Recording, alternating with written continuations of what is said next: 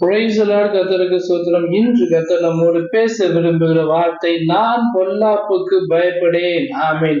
கர்த்தரை நம்பி இருந்தோம்னா, ஒரு வார்த்தையை நம்பி இருந்தோம்னா, வசனத்தை நம்பி இருந்தோம்னா, நம்ம எந்த பொல்லாப்புக்கும் பயப்பட வேண்டிய அவசியமே இல்லை. சங்கீதம் 23:4 சொல்லுது, நான் மரண இருளின் பள்ளத்தாக்கில் நடந்தாலும் பொல்லாப்புக்கு பயப்படேன். தேவரீர் என்னோடு கூட இருக்கிற கோடும் தடியும் என்னை தேற்றும். கர்த்தர் நம்ம கூட இருக்கும்போது, அவர் கோடும் நம்ம தடியும் என்னை தேற்றும் போது, நம்ம மரண இருளின் பள்ளத்தாக்கில் நடந்தாலும், எப்பேற்பட்ட மோசமான சூழ்நிலை இருந்தாலும், எந்த பொல்லாப்புக்கும் பயப்பட வேண்டிய அவசியமே இல்லை. கர்த்தன் பட்சத்திற்கு நான் பயப்பேன். மனுஷனுக்கு என்ன செய்யும் வசனத்தின் பிரகாரமாக எந்த பொல்லாப்பும் நேராபடிக்கு கர்த்தர் பாதுகாப்பாரு. சங்கீதம் 91 அருமையான வசனம் ஒன்று இருக்கு.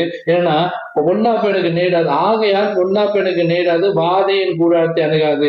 சங்கீதம் 91:10. அதுக்கு முன்னாடி வசனம் சொன்னா, எனக்கு தாபரமா இருக்கிற உன்னதமான கர்த்தரை உனக்கு தாவரமாக உண்டாய். தாவீதுக்கு மோசேக்கு அடைக்கலமா இருந்த தாவரமா இருந்த கர்த்தரை நமக்கு அடைக்கலமா கொண்டிருக்கிறதுனால நம்மளுக்கு பொல்லாப்பு நேடாதபடிக்கு, வாதை நம் கூடாரத்தை அணுகாதபடிக்கு கர்த்தர் வேலி எடுத்து பாதுகாப்பாரு.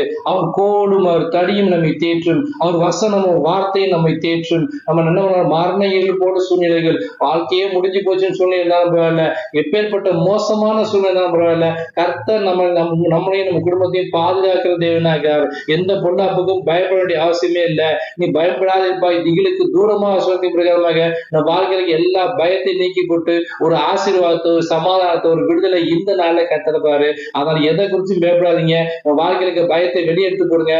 எந்த பொல்லாப்பும் உங்களுக்கு நேடாது, உங்க குடும்பத்துக்கு நேடாது, உங்களுக்கு ஊழியத்துக்கு நேடாது. ஏன்னா கர்த்தர் உங்க கூடவே இருக்கிறார். அவர் கோடும் ஒரு தடியும் உங்களை தேற்றும். வசனத்தை அறிக்கையிடுங்க. நான் பொல்லாப்புக்கு பயப்படேன்னு அறிக்கையிடுங்க. கர்த்தர் நிச்சயமா ஒரு ஆசீர்வதிப்பார். ஆமென். God bless you.